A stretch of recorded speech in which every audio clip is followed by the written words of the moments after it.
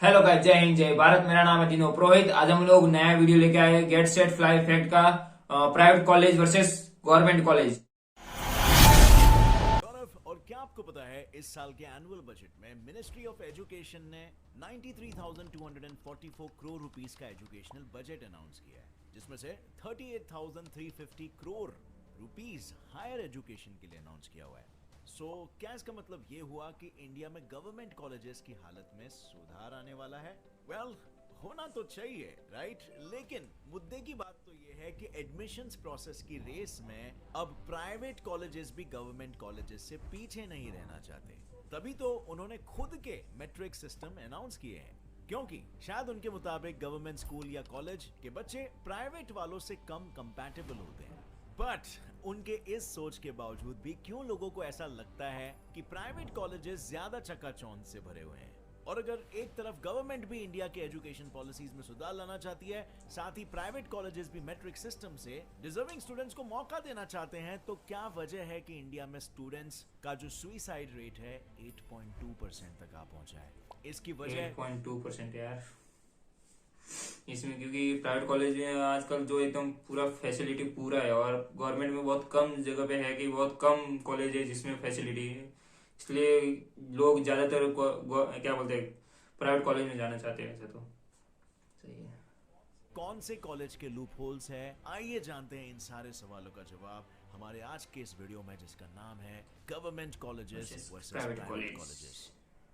तो चलिए कॉलेज से जुड़े हुए इस कंपैरिजन की शुरुआत करते हैं इनके लिए होने वाले धक्का धुक्की यानी एडमिशन से, जिनके लिए स्टूडेंट्स को देने होते हैं एंट्रेंस एग्जाम्स। क्योंकि हर कॉलेज के पास सीट्स लिमिटेड होती है, जिसमें एडमिशन लेने के लिए न जाने कितनी बड़ी रेस लगती है। और अगर कॉलेज कोई मीडियम लेवल का या प्राइवेट कॉलेज है, तो वो कई बार एंट्रेंस एग्जाम्स नहीं लेकर पिछले मार्क्स के बेसिस पर स्टूडेंट्स को एडमिशन दे देता है, जो फर्स्ट कम फर्स्ट सर्व वाले सिस्टम पर बेस्ड होता है।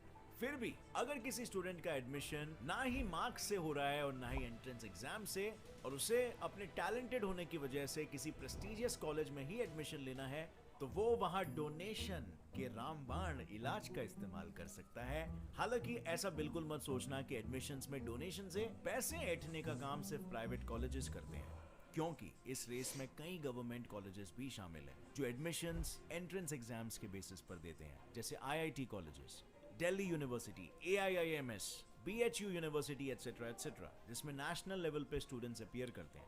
अब जाहिर है इतने बड़े लेवल पे होने वाले एग्जाम्स को क्लियर करना सबके बस की बात नहीं है, इसीलिए वहां भी डोनेशंस ही काम करते हैं। पर इससे पहले आप मुझे कोसो, पहले ये भी जान लो कि हर गवर्नमेंट कॉलेज में ये नहीं होता, और जहाँ होता है वहाँ इतने सुमड़ी में होता है कि इसका पता किसी को नहीं चलता, जिस वजह से वो तो है, एकदम मतलब साइलेंट में रहते हैं, वैसे कुछ मतलब किसी को पता ना चले वैसे मतलब डोनेशन लेते हैं।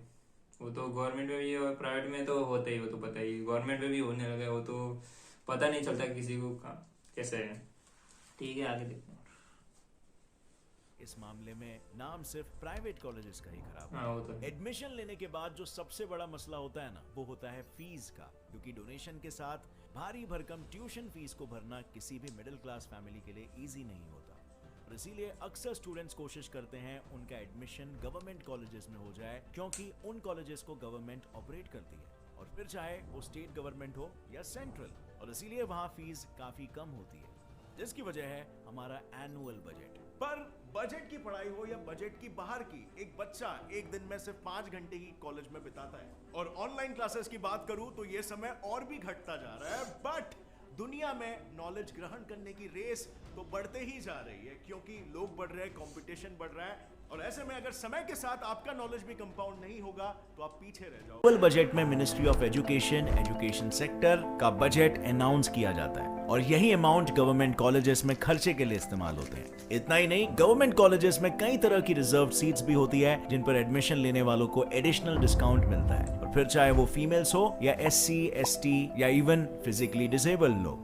अगर हम central government funded higher educational institutions की बात करें, तो वहां 22.5% सीट्स सिर्फ SC, ST ट्राइब्स के स्टूडेंट्स के लिए रिजर्व होती है। जबकि प्राइवेट कॉलेजेस की बात करूं तो पहले ये डिसीजन वहां की मैनेजमेंट अथॉरिटी का होता था कि वो अपने इंस्टीट्यूट में रिजर्वेशन रखना चाहती है या नहीं, लेकिन फिलहाल नए पॉलिसीज की वजह से गवर्नमेंट ने प्राइवेट इंस्टीट्यूट्स को भी रिजर्वेशन के लिए 10% सीट्स रखने का सुझाव दिया है। हालांकि इससे ये कहना गलत होगा कि प्राइवेट कॉलेजेस इस फैसले के बाद अपनी फीस कम कर देंगे, क्योंकि इन इंस्टीट्यूट्स को गवर्नमेंट ऑपरेट नहीं करती, बल्कि उनके लिए ट्रस्ट्स या ऑर्गेनाइजेशंस अपने यहाँ स्टूडेंट्स को better facilities with top class education देने पर फोकस्ड रहते हैं, जो ओवरऑल फीस बढ़ाने में योगदान देता है।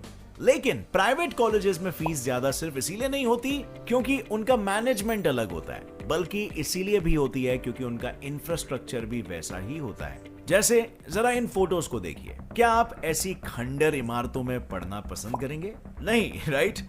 इनफैक्ट इन्हें देखते ही आपने इनके एजुकेशनल पॉलिसीज को भी जज कर लिया होगा और राय बना ली होगी कि ये कॉलेजेस बकवास होंगे। इसमें आपकी गलती भी नहीं है, क्योंकि यूजुअली गवर्नमेंट कॉलेजेस की बिल्डिंग्स ऐसी ही होती है, घिसी पिटी, बेरंग, जर्जर, और ऐसे में क्लासरूम में एसी का ख्याल तो पाप ही होगा, जाहिर है। एसी का हाँ, आजकल गवर्नमेंट में वो तो वही है, और क्या है, क्योंकि इसलिए तो ज्यादातर वो प्राइवेट में लेना चाहते हैं। वैसे तो मुझे मानना है कि गवर्नमेंट वैसे कोई कोई कॉलेज बेटर है वैसे उसमें, क्योंकि ज्यादातर उसमें फैसिलिटी वैसे तो है नहीं, फिर भी वहां से हम लोग को मिल जाती है वैसे, क्योंकि जो भी है लोग पहले जो 12th तक है वो लोग प्राइवेट में करना चाहते हैं, फिर अच्छी गवर्नमेंट कॉलेज में वो लोग करना चाहते हैं। वैसे तो ठीक है, अच्छा है, हाँ ठीक, नॉलेज ठीक है। जहां ये बेसिक फैसिलिटीज नहीं होगी, वहां की पढ़ाई लिखाई पे कैसे भरोसा किया जा सकता है? वहीं अगर हम किसी प्राइवेट कॉलेज की बात करें